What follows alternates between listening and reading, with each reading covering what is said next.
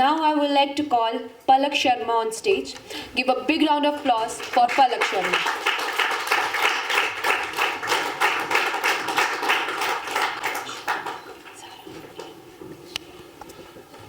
चंदन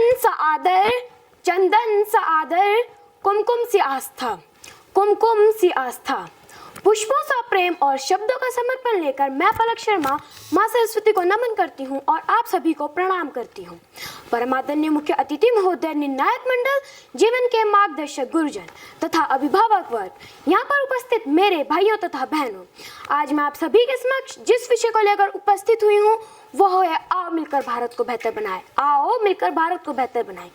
देश की मिट्टी का कर्ज उतारना है, देश की मिट्टी का कर्ज उतारना है, फिर से भारत देश को महान बनाना है, फिर से भारत देश को महान बनाना है। सिर्फ सपनों से नहीं बदलेगा यह वतन, सिर्फ सपनों से नहीं बदलेगा यह वतन, अब हमें कर्मवीर बनकर दिखाना है, अब हमें कर्मवीर बनकर दिखाना है।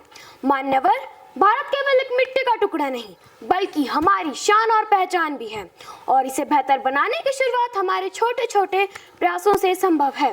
मुझे आज यह कहते हुए बहुत गर्व महसूस हो रहा है कि मैं इस भारत देश की बेटी हूँ जो प्राचीन काल से सोने की चिड़िया के नाम से जाना जाता है।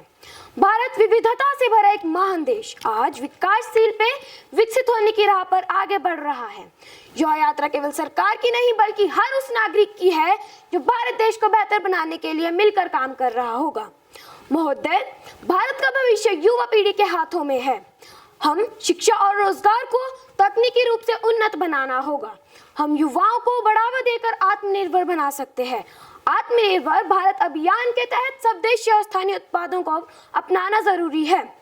इससे न केवल अर्थव्यवस्था मजबूत होगी बल्कि देश का पैसा देश में ही रहेगा। श्रोतागणों, भारत को एक बेहतर देश बनाने के लिए स्वच्छता अनिवार्य है। यदि हम प्लास्टिक का कम उपयोग करें, ज्यादा से ज्यादा पेड़ लगाएं और अपने पर्यावरण को स्वच्छ बनाने के लिए अपना योगदान दे तो इससे भी हम अपने भारत देश को बेहतर बना सकते हैं। लग चुकी है तलब जीत की, लग चुकी है तलब जीत की, अब खुद को आग में झोंक देंगे, अब खुद को आग में झोंक देंगे। ठोकरें कहती है मारा जाएगा, ठोकरें कहती है मारा जाएगा, हौसले कहते हैं देख लेंगे, हौसले कहते हैं देख लेंगे और अपने भारत देश को बेहतर बनाएंगे, और अपने भारत देश को बेहतर बनाएंगे। डिजिटल साक्षरता भारत के कोने कोने तक पहुंचाना जरूरी है। सरकारी सेवाओं को ऑनलाइन और पारदर्शी बनाकर भ्रष्टाचार को कम किया जा सकता है। यदि हमें अपने भारत देश को बेहतर बनाना है तो स्वच्छता का विशेष ध्यान रखना होगा। यदि हम मिलकर काम करें और ईमानदारी से करें और अपने सब टैक्स को टाइम पर भरें तो 2047 तक भारत एक विकसित और समृद्ध राष्ट्र बन जाएगा।